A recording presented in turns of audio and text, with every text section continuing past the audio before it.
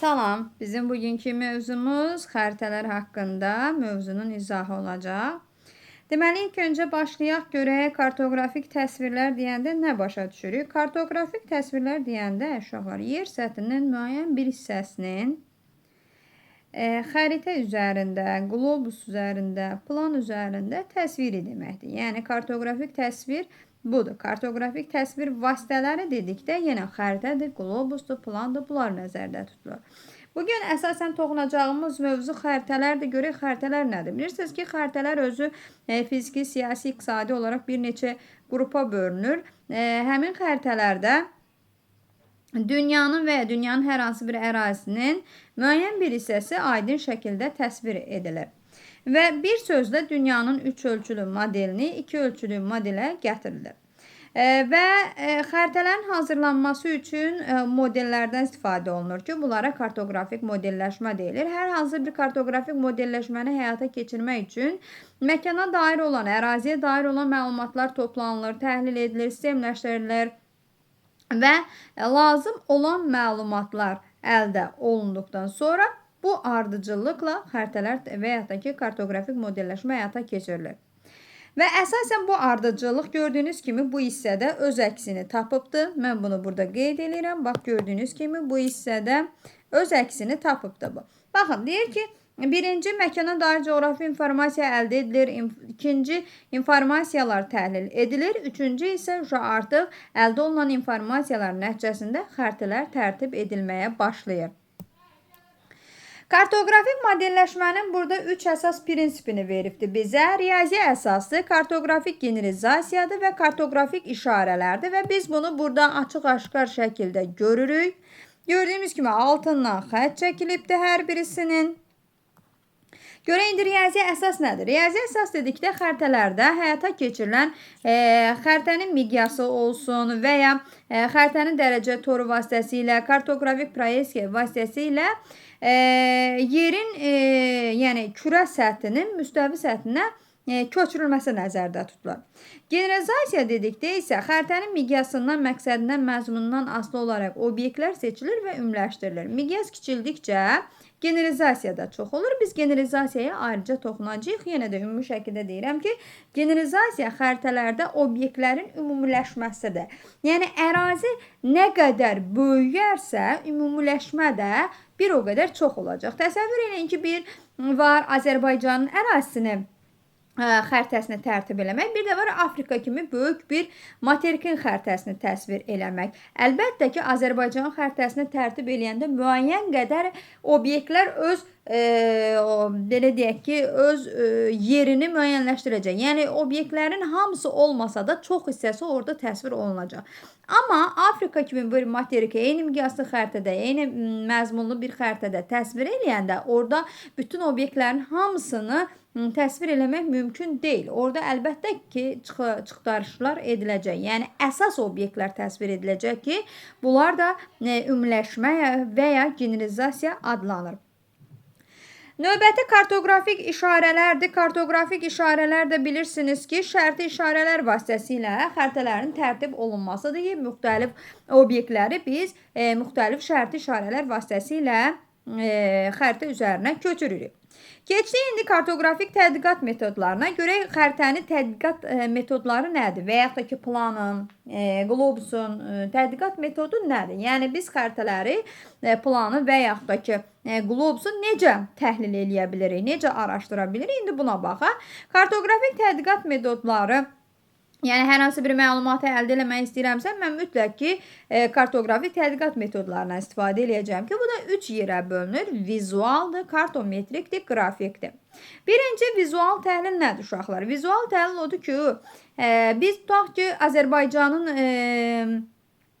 Azərbaycan fiziki xəritəsinə nəzər yetiririk və Azərbaycan fiziki xəritəsinə nəzər yetirəndə biz xəritədə gördüyümüz hər bir şeyi belə deyək ki, hər bir şeyi, hər bir obyekti görə bilirik orada. Yəni, biz Azərbaycanın orada dağlarını, düzənliklərini, yəni relyefini, çayını, gölünü, müəyyən qədər bitki və heyvanat aləmi olsun, Yəni bunları sonra Azərbaycanın yerləşdiyi koordinatlardır, miqyasıdır. Bunların hamısını biz ümumi şəkildə görə bilirik. Hətta əhalinin yerləşməsidir, nəqliyyat magistrallarıdır. Bunlar haqqında biz ümumi olaraq məlumat əldə eləyə bilirik və onların arasındakı asılılığı da müəyyən eləyə biliriksə, yəni biz birbaşa xəritəyə baxanda o əlaqələri müəyyən edə biliriksə, deməli burada biz vizual təhlili həyata keçirmiş oluruq. Vizual təhlilin özünün də aparılma ardıcılığı var ki, burada 1, 2, 3, 4 ardıcıllıqla qeyd olunubdur. Birinci, xəritənin riyazi əsasla, yəni onun miqyasının, koordinatlarının müəyyən edilməsi. İkinci, hansı təsvir üsulu ilə, indi biz biraz sonra o təsvir üsullarına da toxunacağıq. Hansı təsvir üsullarından təsvir olunubdur və ərazinin ümumi coğrafi səciyyəsini vermək, yəni ümumi məlumat vermək və ən axırda da isə nəticə çıxartmaq lazımdır ki, bu ərazi, bu tutalım ki, obyekt hansı təsvir üsulu ilə təsvir olunubdur, hansı səciyyəvi xüsusiyyətləri var, yəni ümumi nəticə çıxarmaq lazımdır. Sonra keçdik ikinci kartometrik təhlil. Yəni bayaq dediyim kimi tədqiqat metodlarının birincisi vizual təhlil oldu, ikinci isə burada gördüyümüz kimi kartometrik təhlil oldu. Baxaq, kartometrik təhlil görək nədir? Kartometrik təhlil coğrafi koordinatların, artıq burada demək olar ki, uşaqlar, belə deyim də, riyazi hesablamalar nəzərdə tutulur. Bax, kartometrik deyirik. Eləcə metrik sözündən də müəyyən eləyə bilərik. Hər hansı bir hesablama həyata keçiriləcək. Məsəl üçün, koordinatların təyin olunması, miqyasın təyin olunması, ərazinin hündürlüyü, dərinliyi, uzunluqdur, sahələrin hesablanması, azimutların müəyyən edilməsi, istiqamətlərin təsvir edilməsi, bunların hamısı kartometrik təhlilə aiddir. Kartometrik təhlil də özü iki yerə bölünür, lokal və qlobaldır. Lokal nədir? Kiçik bir anlayış nəzərdə tutulur. Qlobal dedikdə isə böyük bir anlayış tutulur. Məsəl üçün deyirəm, bir çayın uzunluğu bu lokaldır. Amma desəm ki, Azərbaycanın ümumi çayların uzunluğu bu artıq qlobal olacaq. Bu belə. Keçdik üçüncüyə.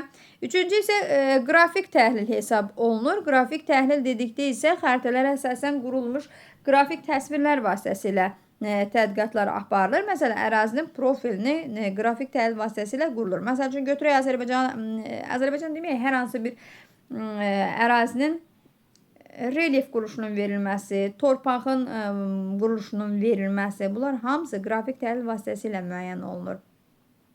Və biz ayrıca torpağın quruluş qrafikinə baxanda orada və yaxud da ki, relyefin quruluşuna baxdıqda, profil quruluşuna baxdıqda orada süxurların yatım ardıcıllığını müəyyən eləyə bilirik. Ən azından süxurların hansı süxurlar olduğunu müəyyən etmək müəyyən qədər mümkündür.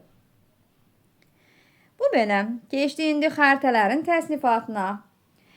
Deməli, uşaqlar, əsas burada bizim öyrənəcəyimiz xəritələrin təsnifatı dedikdə, biz burada xəritənin miqyasına, hansı məzmundan və hansı ərazini əhatə etməsindən asılı olduğunu öyrənəcəyik. Yəni, xəritələr miqyasına görə neçə yerə bölünür, məzmununa görə və ərazi əhatə etməsinə görə neçə yerə bölünür.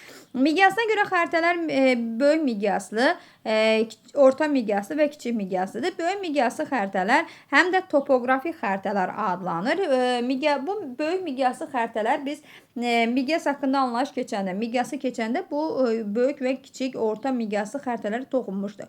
Böyük miqyaslı və ya topoqrafik xəritələr 1/10.000-dən 200.000-ə qədər olan miqyası əhatə eləyir. Böyük miqyaslı topoqrafik xəritələrdə demək olar ki, hesablamalar dəqiqliklə aparılır. Yəni, burada artıq dəqiq məlumatlar, dəqiq hesablamalar götürülür. Orta miqyaslı və ya ikinci adı icmal topoqrafik xəritələr adlanır ki, bunların da miqyası 200.000-dən 1 milyona qədər ki, burada artıq dəqiqlik müəyyən qədər itir.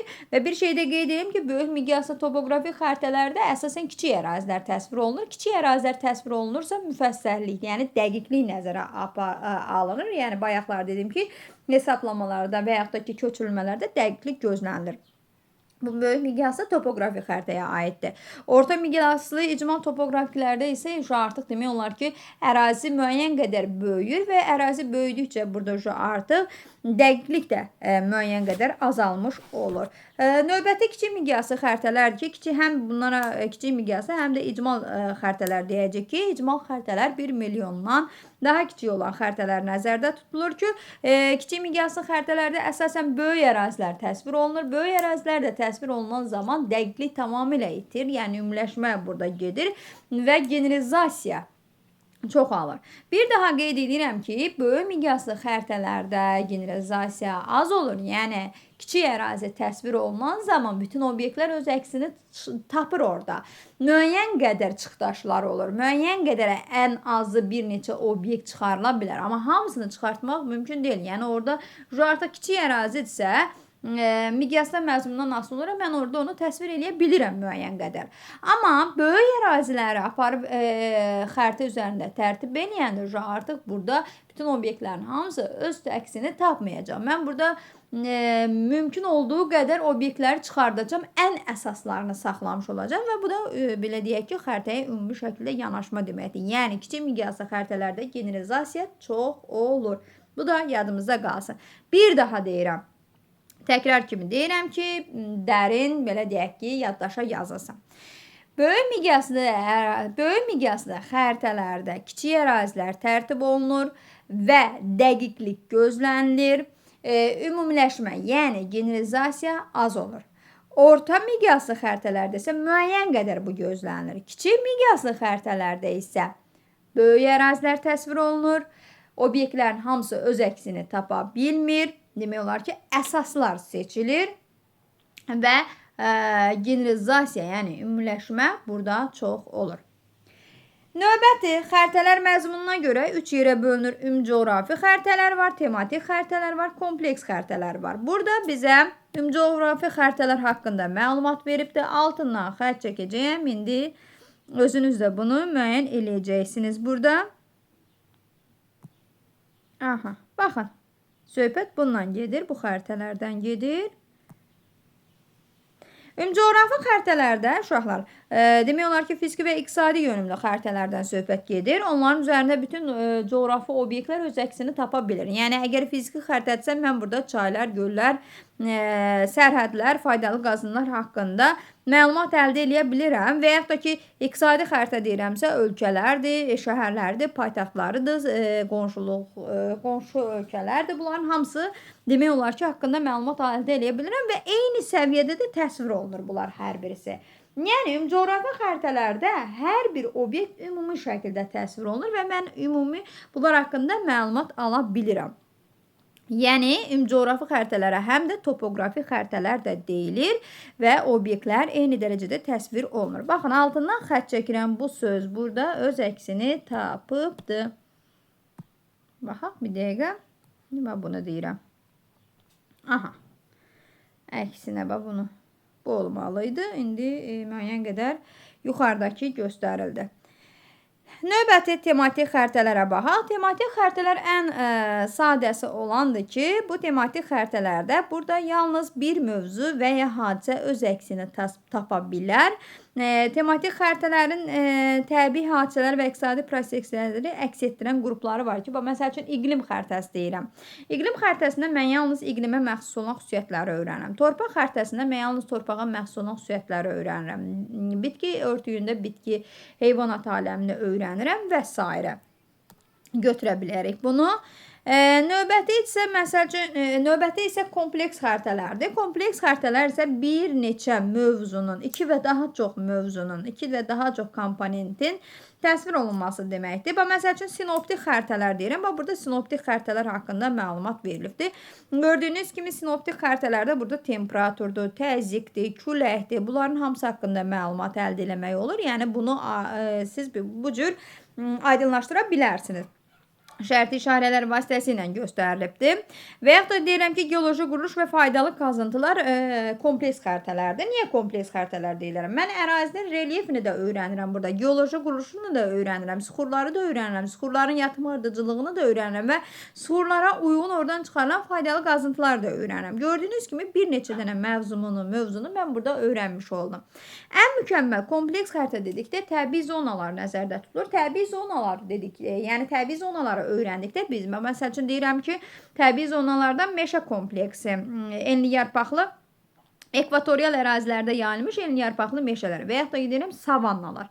Bunların formalaşması üçün lazım olan amillərin hamısını mən burada öyrənəcəm. Əgər savannalardan söhbət gedirsə, orada rütubətdir, yağıntının miqdarıdır, temperaturdur, torpaq örtüyüdür, bitki və heyvanat aləmidir. Görün, bir neçə dənə mövzunu mən burada öyrənmiş oldum. Ona görə də bunlar kompleks xəritələr adlanır. Bu belə keçdi. Başqa nəyimiz qaldı burada? Miqyasına görə bunları izah elədim. Hamısını özünüz baxarsınız. Bir də burada xəritənin riyazi əsası var. Yenə də buna baxaq. Xəritənin riyazi əsası dedikdə orada mütləq riyazi hesablamalar nəzərdə tutulur. Məsəl üçün miqyas da dərəcə torudur, proyeksiyadır. Xəritənin coğrafi əsasları dedikdə orada əsasən fiziki amillər nəzərdə tutulur. Relyefidir, daxili sulardır, yəni hidroqrafik şəbəkədir, yaşayış məntəqələrdir və s.